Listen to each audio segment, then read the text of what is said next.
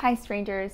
If you're like me, you received 8 pairs of cat socks for Christmas and a bunch of makeup brushes that you don't know what to do with. Or you're a photographer who wants to talk about upgrading your gear and working with your limitations. If that sounds like you, we should talk. So this video was a requested video by one of you patrons because you wanted to talk about buying shiny things versus actually needing it and elaborating on why you should consider upgrading gear. She mentioned Sam and how Sam does gear reviews. Sam and I do things in our business very differently because we have very different priorities. Sam mostly prioritizes trying new gear because he's really interested in new technology, and I'm kind of not. Like, Sam will buy coffee makers that have apps where you can select like the ground size and the temperature of the steep, or I don't know how coffee's made. I drink tea and kombucha. And I can do this because of Sam. Turn all lights blue. Yeah, I would not be able to do that left to my own devices. I'm way less interested in technology. But I understand that if what Sam does resonates with you, then you might want to try new gear all the time because that's very much what he does. But he's just creative in general. He doesn't really rely on new things. I think that the fact that he's creative and the fact that he buys new stuff all the time is inconsequential. But when I'm looking to upgrade things, I'm usually not looking for new technology to add into the mix. I have like a running list of needs that are kind of going unfulfilled or unmet by the stuff that I'm using, and what I really want to do is remedy those unmet needs. Usually when I make purchases, it's because I've been frustrated and I'm sort of like butting up against my limitations with the gear that I'm using. For example, I've only used laptops in my business for the past like 5 years. I've had 2 different laptops, and I recently had to upgrade one of them to a Mac Mini for the purposes of editing these Patreon videos. So thank you for watching them. I hope you like them. I had to buy a new computer to be able to edit them because my old computer was a piece of crap and I was butting up with the limitations of the technology that I had. I wasn't even able to watch a timeline without it being choppy, and now I have a new computer. So thank you for backing me on Patreon. I keep spending money on things for you guys. And overall, that has been my history with technology. I only really upgrade things whenever I find that I am being blocked by the technology that I have and not necessarily being limited by my skill level. So when I was in college, I was taking Black and White 101, and we were only allowed to use black and white film, one type of film, ISO 100, and a 50mm lens for the entire year, which was really cool because I saw tangible growth in what I could actually attribute to being like me improving as a photographer versus like, oh, that's when I bought the new lens and suddenly I was amazing. I think that sometimes working within those confines can be really helpful, but as it got towards the end of the year, I really wanted to explore color theory, and so it was necessary for me to move to digital so I could explore color photography. When I was a sports photographer for a local newspaper, they had this really crappy zoom lens that they wanted me to use, and I found it really difficult to take the creative sports photos that I wanted with it because it was so slow focusing. So I got really good at manual focus as much as I could, and I used the Nifty 50 that they gave me for portrait as often as I could to take pictures because I was limited by the gear that I was using. So I ended up getting really close and being pummeled like once or twice at basketball games as a result because I was working with the gear that I had and it had its limitations. I've been shooting with digital cameras since roughly like 2002. And most of the time when I bought new gear, it's been, I moved up from crop frame sensor to full frame because I wanted more use out of my lenses. Like, I wanted the shallower depth of field that you can't really get with the crop sensor because I think a 1.4 ends up being like a 2.8. It's not great. A lot of time when I've upgraded my cameras, it's been because of my ISO limitations, which has nothing to do with my flash skills, which had to be good, especially in the beginning because ISO was in early cameras, but my ISO limitations were really confining like how I was viewing things. I really wanted to take intimate images with like candlelit dinners, and I wasn't able to do that early on with the cameras. So a lot of time whenever I've updated my cameras over the years, it's been just because of ISO alone. I do definitely think it is helpful for growth and development to work through each of the limitations that I've been given over the years. And I think it's really inspiring to know that a lot of artists put these limitations on themselves. I follow a lot of illustrators that will only use like 3 colors for an entire series, which I think is amazing. There are artists and photographers that'll give themselves like timed assignments where they have to get something done in a certain amount of time, and that's what really helps to sort of push them creatively to get as much as they can out of this like limited block of time. And did you know that Henri Cartier-Bresson's entire portfolio is basically just a 35mm camera with a 50mm lens on it? Yeah, but his work is amazing. He was able to photograph with the 50mm in a way where it often felt like a 35, just because he gave his subject so much like breathing room on the outside of his composition. He's amazing. But this kind of thing comes with practice. And if you are not yet shooting like Henri Cartier-Bresson with your 50mm lens, then maybe you don't have to buy new things for you to become creative. I think none of us are as good as Henri Cartier-Bresson, but there might be a less expensive way for you to explore creativity without buying new gear. I'm gonna go ahead and link you guys to a TED Talk podcast that talks about frustration and how frustration can make us more creative. So that'll be in the links below. But besides working within your limitations, it's really important to know what is actually holding you back, especially in photography, a lot of money goes into decisions that will make you feel like you're going to improve the work that you're putting out, and I feel like that's not always the case. So I have some things for us to consider anytime that we plan on making a big purchase, and these are things that I actively think about and things that I thought would be helpful to share. The things that you want to think about are expense, variety, simplicity, and practicality. So expense. Is it an expensive thing to me? So just because I have money for something doesn't mean that I get to buy it, and $200 is sort of my cutoff for that. It's sort of the upper end of what I will spend on a thing without really thinking about it. So if I want a new camera bag or new filters, new flash, whatever, I don't put a lot of thought into the decisions that are under $200 for me. I don't do a ton of research. It feels kind of like a waste of time.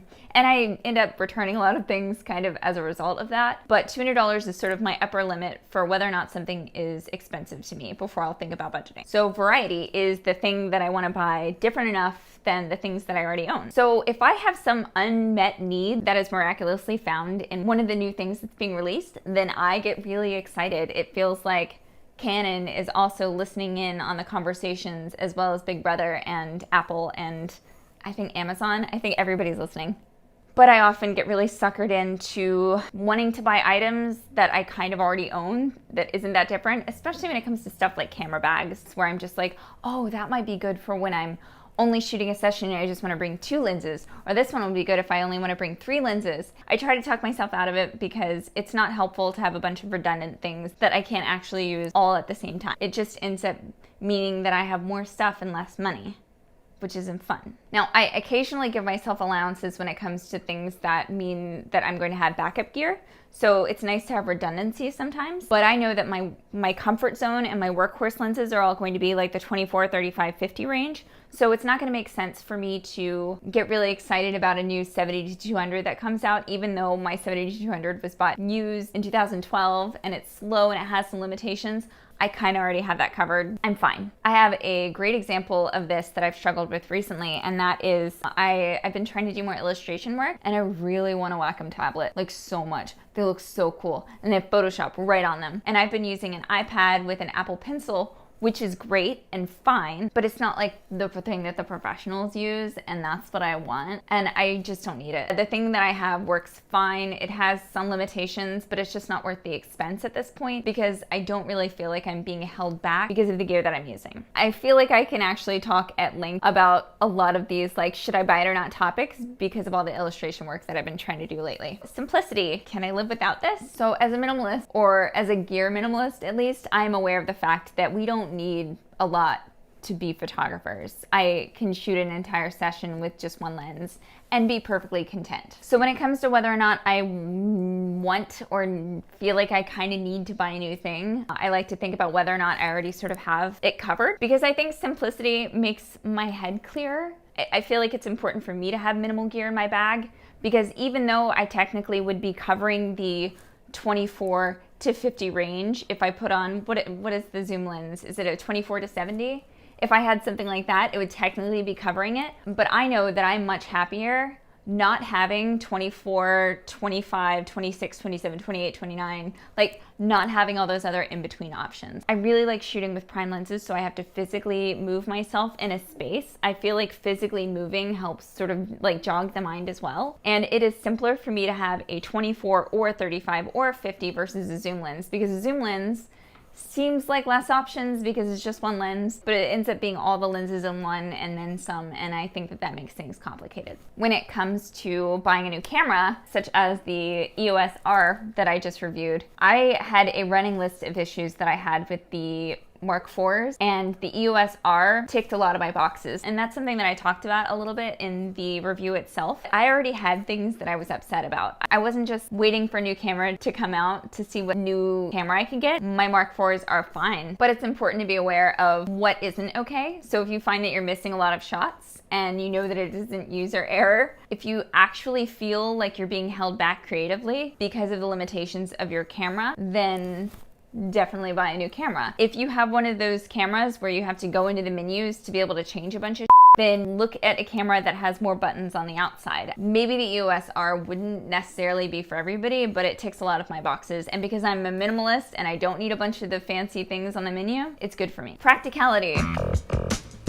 So my priorities are to only spend money on things that make me happy and things that keep my resources from being depleted. My resources being my time, energy, and money. So if I find that I'm shooting more images than I need to because my lens is back focused, then I should get new lenses because that's wasting my time, energy, and possibly my money if I'm also missing out on cool shots. If I find that at sessions I'm spending way too much time trying to get action shots, making my clients do the same things over and over instead of just taking the photo and moving on, then my energy is being wasted and I need to think about my options. So if it means buying a faster lens, then maybe that's what I need to do to get back into thinking creatively instead of actively thinking about my gear. Those are the things I like to consider. I hope that was helpful to you. If you're still thinking, but I want this shiny new pretty thing, maybe you should get it, but I would rent it first. I feel like renting is one of those things that I never hear photographers doing. They always read a ton of reviews and they ask a bunch of people what they think about gear and then they don't try it themselves. They either buy it or they don't. And renting it is a really great way to try it out. When was the last time that you rented something with the intention of then buying it later?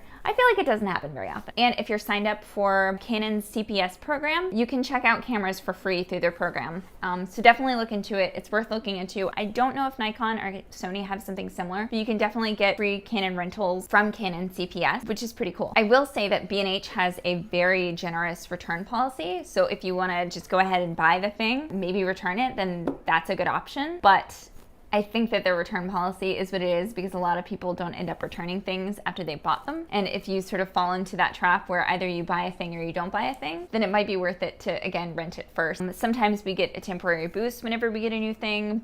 Like, the newness of a thing wears off. It just does. Like, after a while, it's not going to feel like a shiny new thing that makes you feel creative anymore. I feel like that's kind of artificial. I don't think that it is financially viable to have a business where you need to spend thousands of dollars on new things to be able to create your art. It's really important to sort of reflect internally and figure out what it is inside of you that makes you want to create. And I think it's a better idea to find less expensive ways to do that. If your creativity is mostly boosted by spending thousands of dollars on new stuff, then I don't know. I would think about the last time that you made a big purchase, how much it's actually creatively driving you still. Why do you want this new thing? Why is something about you unfulfilled? If I was going to give just quick and dirty advice about whether or not you should upgrade your gear, I would say do your research, read reviews, but then don't really take the reviews seriously because I think a lot of them are clickbait. The point of most gear reviews is for them to get sort of like shared around, and there isn't a lot of sharing capabilities if they're basically saying, oh, this is very similar to the last camera with a couple of like minor improvements. That doesn't get a ton of shares. So I think that a lot of the time people take things out of the box, they try them out, and then they exaggerate things. It's also really hard for me to not get a little bit preachy, but I was recently at the Midwest Gathering Conference in Detroit, which I totally plan on going to next year. And one of the things that Brian Morrow brought up was he was talking about sort of like commercialism and sort of that industry because he does a lot of like commercial video work, and how basically the subconscious goal of advertisements is to make you feel like your life would be just a little bit better if you had this thing.